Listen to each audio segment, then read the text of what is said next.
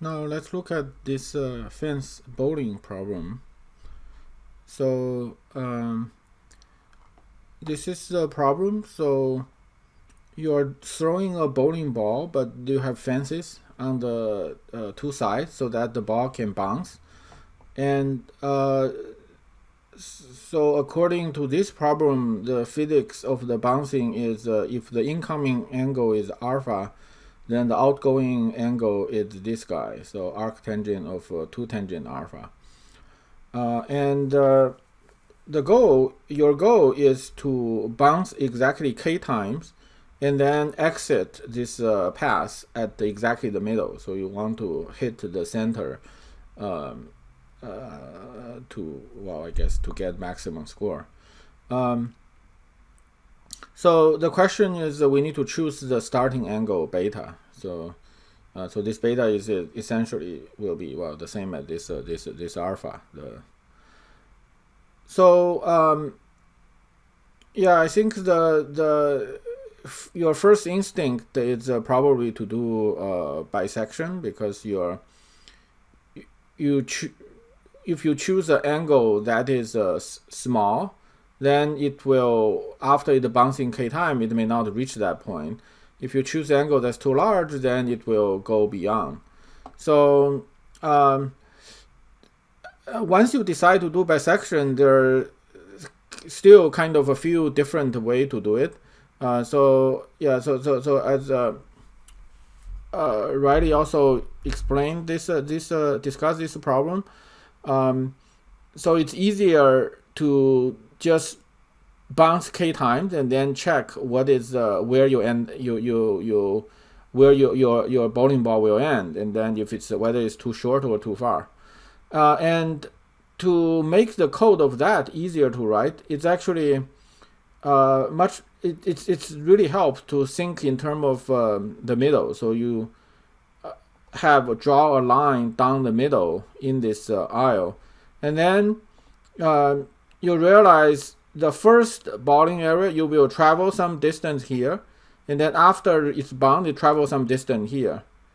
Then this is a one bounce, so this is a full one bounce. So essentially, every time you think in terms of you start from middle and you end at the middle, and then the second bounce will go from here and then here. So essentially, you go through k bounce, and then you have how far you are from where you start, and see whether that's too long or too short. So this is my code using bisection. So yeah, so just so epsilon, I think I define it to be some small number, probably 10 to the negative 8. That's enough for this question, because they require precision of 10 to the negative 6.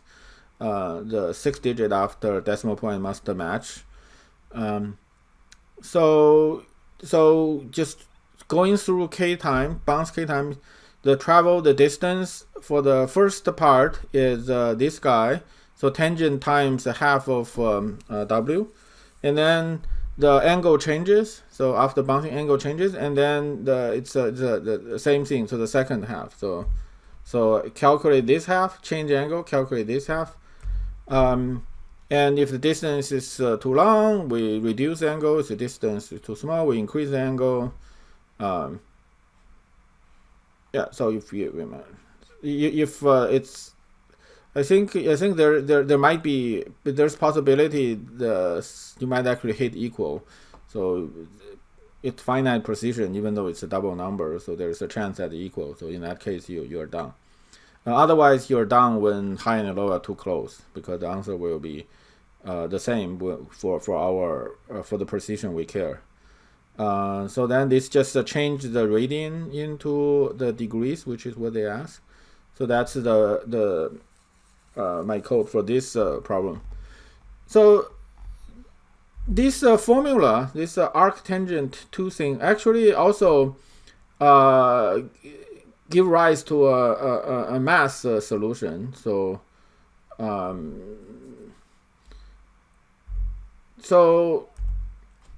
here's how it works. Because if you the way this works, it means that the tangent of this thing is 2 times the tangent of alpha. So the reflection angle tangent is double the tangent of this. But tangent is simply this distance divided by this. So then this means that if I go back to the middle, the distance traveled here will be 2x. So tangent is this divided by this. So that's double this. So then that means for each bounce, I'm traveling 3x. And then next bounce, I'm doubling that. So I'm traveling 6x. Next one will be 12x, and so on.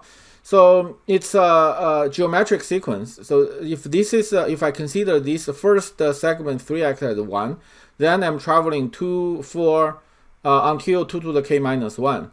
So when I add all of them up, I get the 2 to the k minus 1. So this is what 2 to the k minus 1 part, and this is times 3. So then all I need to do, I just L divide this, then I get the x value. So I know what x value I need. Then I simply get the angle corresponding to it. So the x divided by w over 2, that's the tangent value. I do arctangent, and then I convert that into degree, from radian to degree, and then I output this. So this is my first attempt trying to implement this math, and it turns out the answer is wrong. So let's see whether you can find the bug. So I have to extract the test data and then debug it and then find out what's wrong. Okay, so I assume you've thought about the reason it's wrong is this part. So because w is read as integer, so here w divided by 2 is integer division.